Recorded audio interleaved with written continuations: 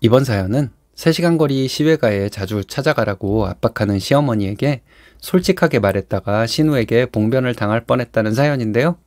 신우가 얼굴이 새빨개져서 도망치고 시어머니를 약 올려주고 왔다는데 무슨 일이 있었던 걸까요? 함께 보시겠습니다. 사연 시작 전에 좋아요, 구독 부탁드리겠습니다. 채널에 큰 힘이 됩니다. 안녕하세요. 저와 남편은 고등학교 동창입니다. 27살에 결혼했고요. 신랑이 군대 다녀와서 학교를 졸업한 다음 바로 결혼한 케이스입니다. 학교 다닐 때에는 서로의 존재를 잘 몰랐는데 고3 수능 끝나고 친구들과 어울리다 알게 되었어요. 친구들하고 만나면 꼭 남편이 술자리에 와 있는 거예요. 처음에는 우연히 친구들이 겹치는 건가 라고 생각했는데 일부러 저를 만나려고 있는 친구 없는 친구 인맥을 다 동원해서 모임에 나왔던 거라고 했어요. 눈도장을 찍은 이후부터는 눈에 불을 켜고 저를 쫓아다니더군요. 그러다 사귀게 되었고 남친 집에서는 저를 맨날 데려오라고 같이 밥 먹자고 한 적도 많았고 여름 휴가 때에도 같이 가자고 했었는데요. 남친 부모님 말고도 이모 외삼촌들이랑 같이 휴가를 보내야 하는 거였어요. 남친이 어릴 때 외할머니가 키워주셔서 외가댁과 자주 만나는 것 같더군요. 저는 어른들한테 별로 살갑게 대할 자신도 없고 나중에 헤어질지도 모르는데 가족들을 다 만나서 며칠 동안 같이 보내는 게 내키지 않아 번번이 거절했죠. 제가 이렇게 거절할 때마다 시누이는 지가 얼마나 잘나서 맨날 거절하냐고 나중에 두고 보자고 했다고 합니다. 군대 갈 때는 남편이 울면서 기다려달라고 했었는데요. 고무신 거꾸로 신는 경우도 있지만 군화 거꾸로 신는 남친이 더 많다고 들어서 기다리면서도 제대 후에도 계속 사귈 수 있을지 걱정이 많았어요. 군 입대할 때도 저랑 같이 가겠다고 떼를 쓰는 바람에 남친 부모님을 만나야 했었는데 여간 불편한 게 아니더라고요. 친절하게 잘해주시는데 왠지 불편한 뭔가가 있더라고요. 아무튼 결혼 전에는 절대 네 가족들과 함께하는 일은 없을 거라고 한 번만 더 이런 식으로 네 가족들과 엮으려 하면 헤어지겠다고 확실하게 말했어요. 휴가 때마다 만나고 군에 있을 때에도 틈만 나면 연락을 하고 면회도 자주 갔었고 남들 다 하는 열렬한 연애를 했습니다. 군대 다녀오고 학교도 졸업하고 취직한 후에 결혼 준비를 시작했는데요.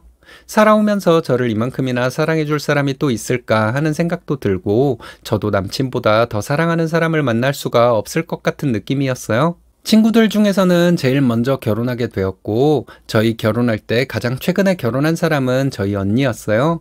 언니랑은 잘하면서 별로 친하게 지내진 않았는데 제가 결혼 준비하고 이래저래 결정을 해야 할 때 언니의 도움을 받았어요. 그러면서 언니랑 더 돈독해진 것 같아요. 신혼집은 시댁에서 전세로 마련해 주었고 제가 다니는 회사 근처에 얻게 되었어요. 예물이랑 혼수할 때도 별로 싸우지 않고 무사히 결혼을 했습니다. 그렇게 둘만의 알콩달콩한 신혼을 즐기고 있었어요. 결혼 후 신랑 생일이라고 시댁에 모이게 되었는데요. 저는 갈비를 재워서 가져갔고 어머님이 잡채랑 다른 반찬들을 많이 차리셨더라고요. 그리고 가볍게 안주로 먹을 수 있는 재료를 준비해서 갔죠. 점심을 든든히 먹고 낮부터 요즘 유행하는 하이볼을 만들어 마신다고 신나서 한 잔, 두 잔 마시다 보니 금방 술 기운이 올랐나 봐요. 신랑은 자야겠다며 방으로 들어가 버렸고 저는 안주를 집어먹으면서 앉아 있었는데요. 어머님이 다음 주에 별일 없으면 외할머니 댁에 다녀와라. 어려서 땡땡이를 얼마나 예뻐해 주시면서 키워주셨는데 멀어도 자주 찾아뵙고 인사드리면 많이 좋아하실 거야.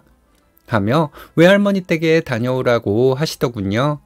어머님이 아이 키울 때 친정의 도움을 받으셨다고 신랑 초등학교 입학할 때까지 외할머니가 오셔서 아이들을 돌봐주셨다고 합니다. 하지만 외가댁까지 차로 3시간 걸리는 게 문제였어요.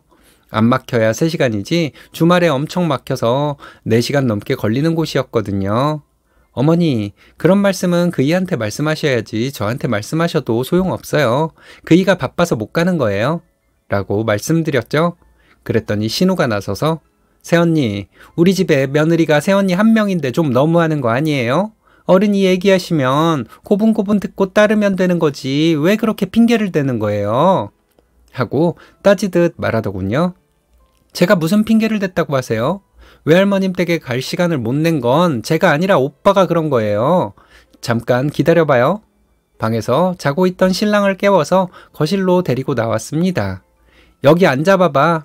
잠에서 깨지 못한 신랑이 어리둥절해하고 있는데 지난번에 외할머님 댁에 못 간 거 자기가 피곤하고 바쁘다고 못 간 거였잖아. 아가씨는 내가 자꾸 핑계를 대면서 안 갔다고 하는데 내가 이런 말이나 듣고 있어야겠어? 당신이 말해! 하고 소리를 질렀습니다. 그게 뭔 소린데 너는 알지도 못하면서 왜 그런 소리를 하냐. 같이 있던 시어머님과 신우 남편 모두 당황해서 아무 말도 못하고 있었어요. 아니 엄마가 지난번부터 외갓집에 가자고 했는데 새언니가 자꾸 시간을 미룬다고. 가기 싫어서 그런 거 아니냐고. 신우이가 볼멘 소리로 이야기하니 신랑이 네가 뭘 안다고 그래. 신혼여행 다녀와서 외할머니 뵙고 인사드렸잖아요. 엄마, 내가 말했잖아. 회사 바쁜 시기인데 겨우 신혼여행 다녀온 거고 지난주 주말에도 회사 나가서 일하고 왔다니까.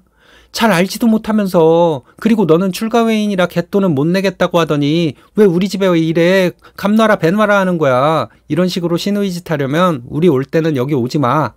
너네 시댁에서 벙어리 3년 하고 있는 시기네. 출가 외인이니까 여기 오지 마. 하면서 언성을 높여 말했어요.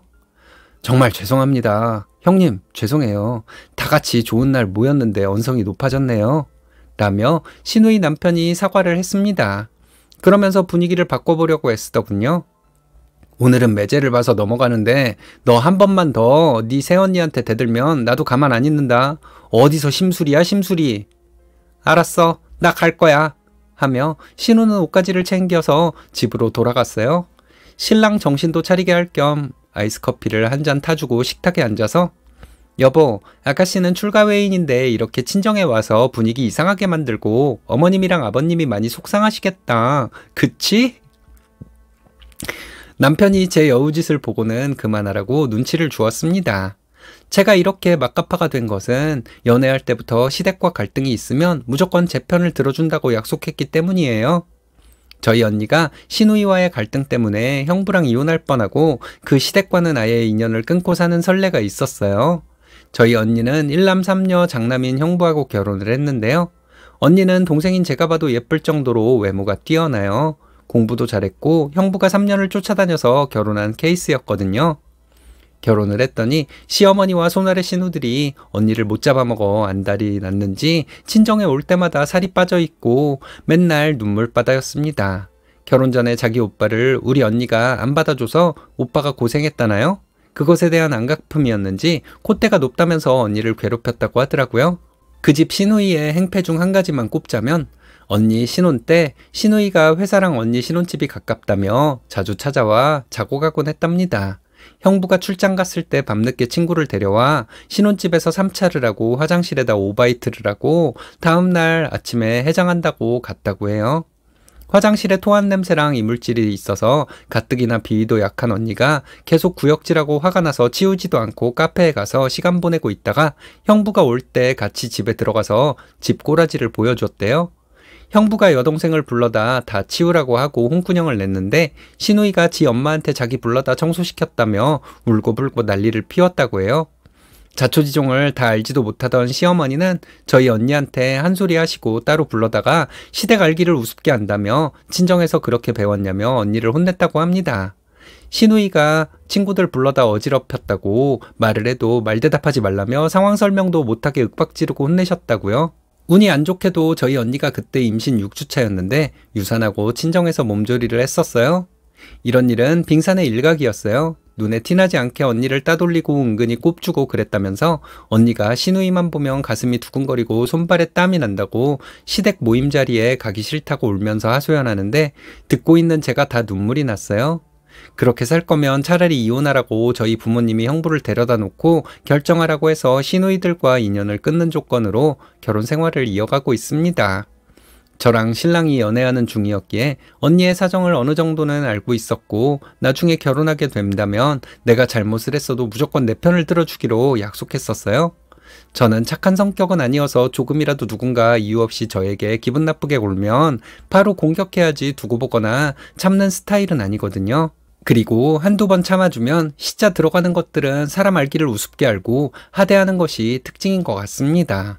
물론 제가 겪은 일만 말씀드리는 거예요. 신혼여행 다녀와서도 피곤한데 바로 외할머니 댁에 다녀왔고 시댁에서 하루 자고 오는 등 해달라는 대로 해주니까 저 알기를 물러터진 사람으로 아는 것 같았어요. 이때만 해도 시어머니 잔소리는 참을만 했는데 신우가 나서서 저를 훈계하려고 하니 도저히 못 참겠어서 들이받은 거예요. 시누이는 집에 가고 신랑 생일 모임을 마무리 설거지를 하고 있는데 어머님이 가까이 오시더니 너는 미주알 고주알 남편한테 다 이야기하니? 우리끼리 이야기는 그냥 조용히 마무리해도 될 텐데 라는 거예요. 어머니, 그러면 안 되죠. 이의도 알아야죠. 어머니랑 아가씨가 저한테 온갖 못된 짓은 다 하고 그런 적 없다고 잡아떼면 어떻게 해요? 하고 말했습니다. 시어머니는 우리가 그럴 사람들로 보이니? 하시더군요. 당연하죠. 어머니랑 아가씨는 똑같아요. 어머니는 설마 어머니가 착한 사람이라고 생각하시는 건 아니시죠? 했습니다. 앞으로 저를 그저 며느리로만 대해주세요. 남의 집 귀한 딸이라고 생각해 주시면 돼요. 라고 웃으면서 말했습니다. 앞으로 아가씨랑 만나시면 제 흉을 엄청 보시겠네요. 그럴수록 마음이 더 안 좋으실 거예요. 하면서 큰 소리로 웃어드렸습니다. 신랑 생일 이후에 아직 모임이 없어서 별 다툼이 없었는데요. 저는 남의 집 귀한 딸인 며느리로 계속 자리를 굳혀갈 예정입니다. 언니 시댁이나 저희 시댁이나 별반 다를 건 없는 것 같아요. 언니는 자기 시댁에 물러터지게 대응했고 저는 세게 대응해서 받는 대접이 다를 뿐이라고 생각합니다. 언니와 저의 시댁 같은 경우에는 눈누이가 최고인 것 같아요. 그러게요. 잘해주면 잘할 며느리를 왜 그렇게 군기 못 잡아 안달인지 모르겠네요. 요즘은 직장 상사도 부하 직원에게 멋대로 굴지 못하는 세상인데 말이죠. 시댁보다 더 높은 벼슬은 없다고 생각하는 걸까요? 자기는 소중하니까 특별 대우를 받고 살아야 한다고 착각하는 걸까요? 멍청한 사람들은 자기 복을 이런 식으로 차버리나 봅니다. 복이 들어오는 것을 절대 못 견디는 박복한 사람들, 안타깝네요.